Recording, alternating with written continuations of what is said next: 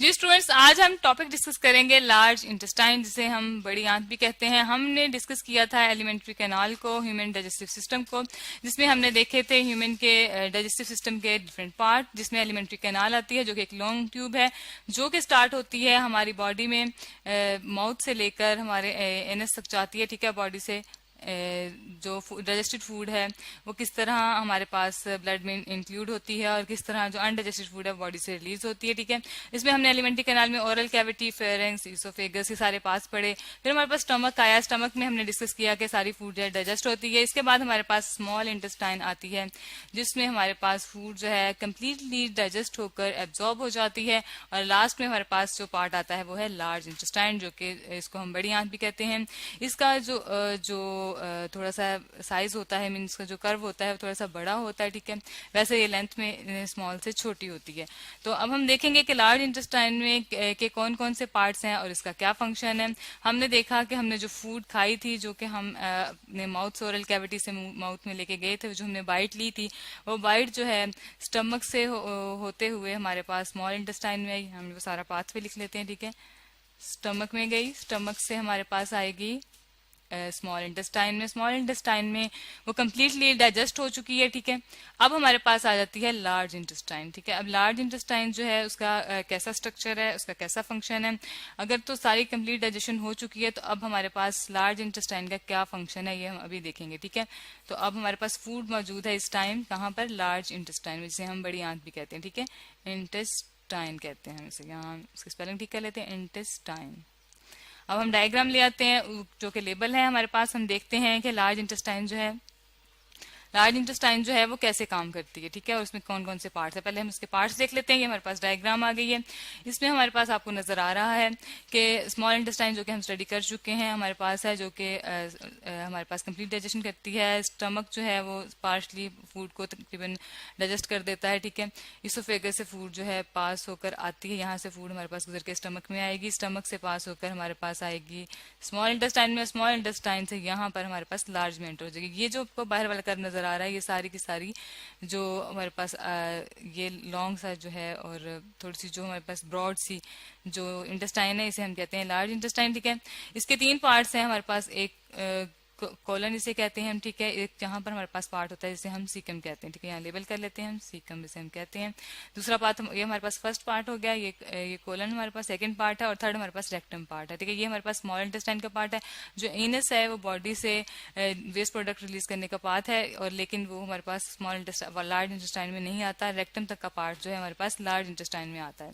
तो हम डिस्कस कर लेते हैं हमारे पास कितने पार्ट्स आ गए हैं। लार्ज इंटेस्टाइन के तीन पार्ट्स हैं। ठीक है, इसके तीन पार्ट्स हैं और इन तीनों पार्ट्स का कोई ना कोई फंक्शन है। ठीक है, डाइजेस्टेड फूड जो है वो हमारे पास जो है वो एब्जॉर्ब हो चुकी है लार्ज स्मॉल इंटेस्टाइन में। ठीक है, ब्लड के अंदर।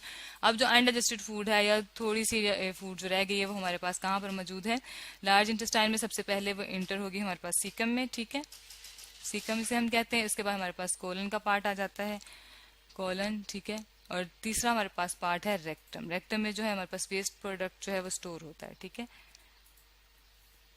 अच्छा, अब हम देख लेते हैं वन बाय वन इनका क्या काम है। ठीक है, ये हमारे पास एक और डायग्राम है जिसमें हमने लेबल ऑलरेडी किया हुआ है। ठीक है, ये सीकम फर्स्ट पार्ट है हमारे पास। किसका फर्स्ट पार्ट है हमारे पास, लार्ज इंटेस्टाइन का। हम किसको डिस्कस कर रहे हैं इस टाइम, लार्ज इंटेस्टाइन को। यहाँ हमने लेबल कर लिया इंटेस्टाइन। ठीक हो गया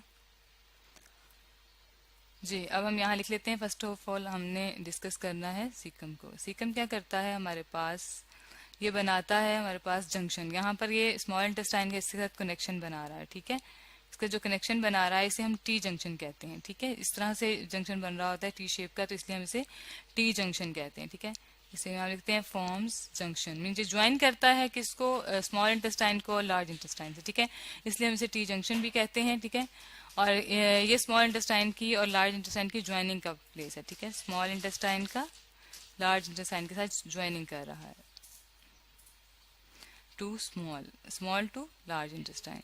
ठीक हो गया, ठीक है। अब इसके बाद सीक्वेम में हमने बस ये इसका सिर्फ इतना काम है कि ज्वाइनिंग कर देगी हमारे पास, स्मॉल इंटेस्टाइन को लार्ज इंटेस्टाइन से ज्वाइन कर दिया इसने हमारे पास। ठीक है, अब हम जाते हैं कॉलन पे, जो हमारे पास ये वाला पार्ट है। ठीक है, इसको हम थोड़ा सा डार्क कलर से करते हैं। कॉलन का ये वाला पार्ट है, ये यहाँ से स्टार्ट होकर यहाँ तक आएगा हमारे पास। ठीक है, अब कॉलन जो है वो क्या काम करेगा हमारे पास, कॉलन में जो है हमारे पास जो हमारे पास फूड आई है, ठीक है, उसमें से जो वाटर है वो एब्जॉर्ब हो जाएगा फिर दोबारा ब्लड में। ठीक है, वाटर एब्जॉर्ब होगा यहाँ पर ब्लड में। ठीक है, और अब हमारे पास क्या बचा है, हमारे पास जो फूड है वो सॉलिड वेस्ट, जो हमारे पास सॉलिड रिमेन है फूड का वो रह गया है, सॉलिड रिमेन होगा फूड का। ठीक है, जिसे हम फीसिस कहेंगे। ठीक है, और ये जो फीसिस हैं ये स्टोर हो जाएंगे रेक्टम में, FECES फीसिस। ठीक है, और ये स्टोर कहाँ पर होते हैं, रेक्टम में। ये हमारे पास रेक्टम में यहाँ पे स्टोरेज होती है इसकी। ठीक है, स्टोर्ड इन रेक्टम।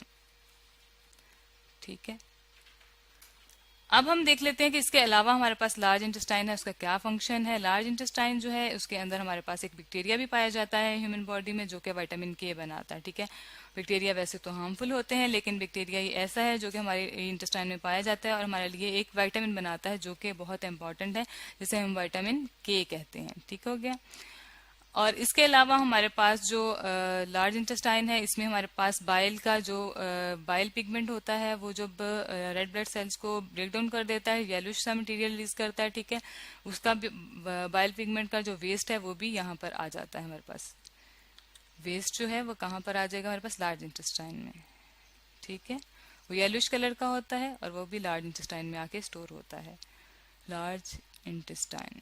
ठीक हो गया, और इसका पार्ट जो है कोलन में आ जाएगा। ठीक है, अब हमारे पास रेक्टम जो है उससे क्या होगी, उससे डेफिकेशन होती है। डेफिकेशन का मतलब है बॉडी से वेस्ट प्रोडक्ट जो है वो रिलीज हो जाना। ठीक है, अब डेफिकेशन का जो प्रोसेस है वो बड़ों में जो है वो वॉलंटरी होता है, वो सोच समझ के कर सकते हैं, लेकिन जो बच्चों में जो होता है वो इनवॉलंटरी होता है। ठीक है, हम यहाँ लिख सकते हैं वॉलंटरी है डेफिकेशन। ठीक है, डेफिकेशन पहले हम ये लिख लेते हैं, डेफिकेशन है क्या, releasing of waste product from body. ठीक है, releasing of waste product from body, product या वेस्ट मटेरियल आप कह सकते हैं। ठीक है, वेस्ट मटेरियल कर देते हैं। ठीक है, अनडाइजेस्टेड फूड जो हमारे पास बची है वो वाली वेस्ट मटेरियल फ्रॉम बॉडी। ठीक है, तो इसको हम डेफिकेशन कहते हैं। ठीक है, और ये जो है हमारे पास ये जो अडल्ट होते हैं उसमें हमारे पास होता है ये वॉलंटरी। ठीक है, यहाँ हम लिख लेते हैं वॉलंटरी होता है, और जो हमारे पास ये बच्चे होते हैं चिल्ड्रन में, ये अनवॉलंटरी होता है। ठीक है, चिल्ड्रन में अनवॉलंटरी होता है। ठीक हो गया।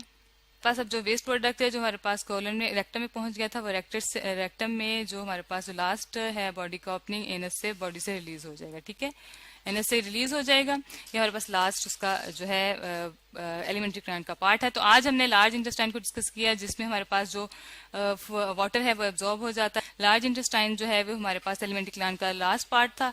ठीक है, और तमाम इंटेस्टाइन जो है उसका अपना अपना जो फंक्शन है डाइजेशन में, तो उसमें लार्ज इंटेस्टाइन भी बहुत इंपॉर्टेंट है।